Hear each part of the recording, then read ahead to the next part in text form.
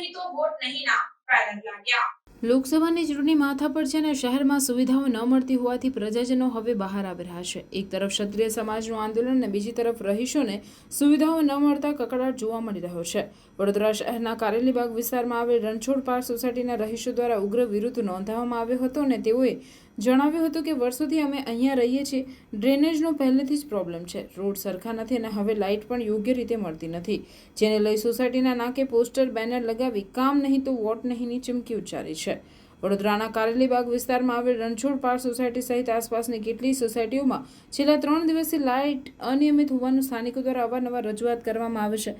વર્ષોથી અમે અહીંયા રહીએ છીએ, તેમ છતાં ડ્રેનેજ, રોડ, રસ્તાની સુવિધા યોગ્ય મળતી નથી અને હવે લાઇટ પણ અનિયમિત રહે છે, જેથી આવનાર લોકસભાની ચૂંટણીનો અમે બહિષ્કાર કરીએ છીએ અને કામ નહીં તો વોટ નહીંની ચીમકી ઉચ્ચારી છે। મોટી સંખ્યામાં આસપાસના સોસાયટીના સ્થાનિકો ભેગા થઈને વિરોધ નોંધાવ્યો હતો।